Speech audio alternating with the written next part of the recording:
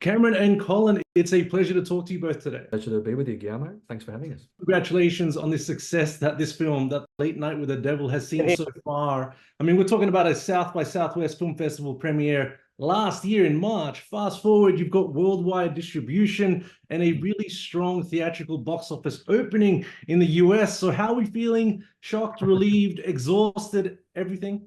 All of the above, all of the above. It's been a wild ride. It was almost 12 months ago to the day that we premiered at South by, and it was such an awesome response. And then, after that, we sort of traveled with the film to Europe, Sitges, where it played really well, London, other festivals in the States, in Asia. So we were really hanging out for it to have its official release, and finally that's happened.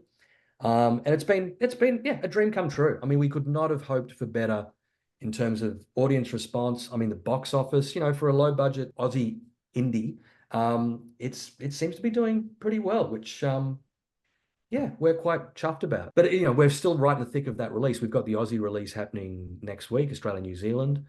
UK is just released and that's doing well. So yeah, we're sort of feeling like we still haven't been able to catch our breath. I can only imagine how it feels. It's great for a horror film to be getting love from both audiences and critics, because that seems to be a divide that's constant in the horror genre. So that's great. Not to say we don't have our detractors either, but but that's okay. That's great. I like that there might be a bit of division, Yeah. but largely people seem to like it, and it was really encouraging being in LA the last couple of weeks and going along to a few screenings, doing some Q&As, and seeing people coming back for a second and sometimes a third viewing, and telling us they're going to bring friends back, and even their parents, who more than likely lived through that period and might get a kick out of seeing, this Tonight Show that fictionally existed.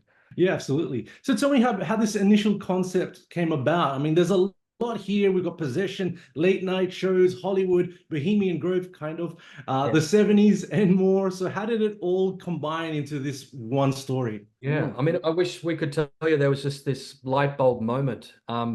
There wasn't. And if there was, we've forgotten what it was. In the sort of low budget, in the indie world, it's, you're trying to get bang for your buck. So it's like, if you can contain the story to a single one or two locations and have only a handful of characters, you're probably a better chance of being able to do something decent with the limited money you're likely to get. So that's kind of, I guess, where it kind of came from. And we just thought the TV studio, that hasn't been done or hasn't been done for a long time. But how do you make it scary? That's a whole other, challenge.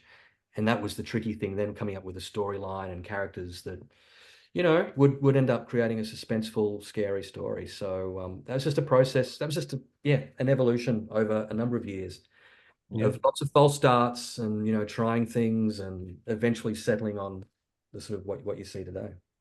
No, it's a great idea. I mean, TV studios are scary in themselves. I've worked in TV for a while, so you could have just done a reality show on television. That's a horror film right there. They're very, I mean, Cam and I have both worked in TV, and years ago I was directing, like studio directing sitcoms. And I know how tense and stressful it can be. Like it's kind of fun. You're on the edge of your seat, and you've got an audience in there, and if it bombs, and it's a disaster. So we kind of had a sense of what that environment was like, and thought that was a good foundation for something a little elevated. Yeah, absolutely. Now, the star of the film, David Dastmalchian, he gives a fantastic performance here, and it's so good to see him in a lead role carrying a film. How did he get onto this film? When we were thinking of actors for the role of Jack, he was somebody who we thought, well, we've seen him play these smaller roles in bigger films, and he's just always compelling in whatever he does.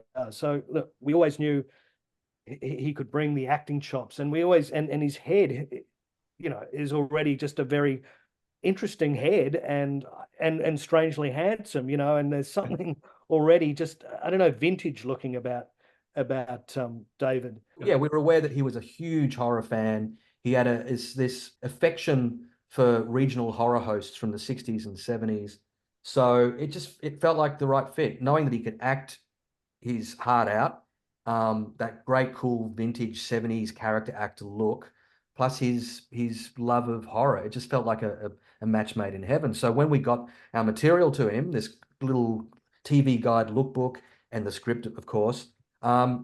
He just got it, and we was yeah, it was so a real that was a real special moment when he said, "Love this thing, want to be a part of it."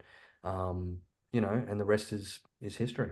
Fantastic. Now, there are so many little jaw-dropping moments in the film that I would love to discuss with you guys, but just don't have the time. But I will say that there is a certain sequence involving worms that I'm not going to be forgetting for a while. So who among you suffers from scolisophobia? That's the fear of worms. I looked it up.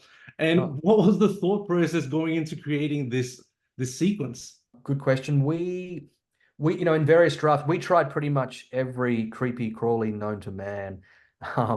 I think at one point it was spiders, it was probably grasshoppers. Yeah, then we just landed on worms, and we felt that tied in with some of the themes of mortality and grief and the afterlife and all of that one. And you know, it has a biblical sort of aspect to it as well. So it felt like the right critter in the end. And it, you know, fortunately, I think we pulled it off.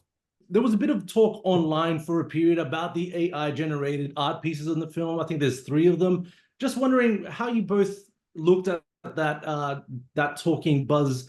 Were you guys disappointed in it, understanding, etc.? I would say that we're understanding of the broader concerns, and I think there's an important conversation to be had. I also think people need to understand that AI, look, we think there's a role for it as a tool, and you know what? It's actually being used a lot more than people, I think, realize. Like every single visual effect pretty much now is using AI in some regard. It's making people's jobs easier. It also means that probably fewer people can do the work, you know, of what was once many. So there are all sorts of issues at play here.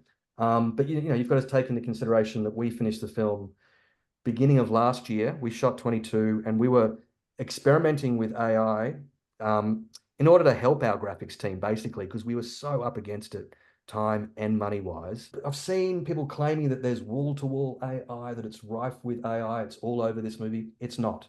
I mean, I think this outrage that amongst a small portion of people online is, yeah, it's one of those, it's kind of an echo chamber thing. Like, yes, it's an important issue. We need to talk about it.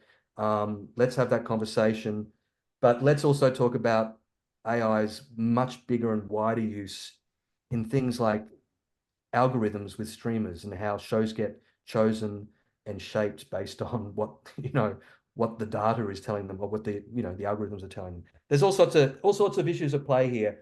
So it felt, we're understandable, but I think some of the extremes, the more extreme views were a bit unwarranted. It's defamatory in some instances, but we're not going to go there. Right. Okay. Fair enough. Fair enough.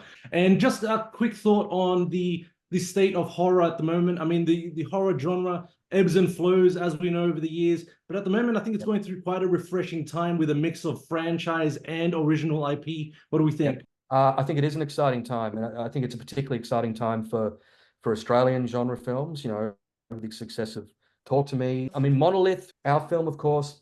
So it's a really exciting time for Aussie genre, which is, you know, I think our focus. But you're right, it's been great internationally as well. And I think it's drawing people back to the cinema, to the theaters after the pandemic, you know, when obviously people were saying this is the death knell of the movie going experience, but it's come back in a big way. People are building cinemas now. And I think horror, you know, because it's such a visceral, fun, cinematic genre, it is playing a big part in, you know, the resurrection of the film going experience. Absolutely.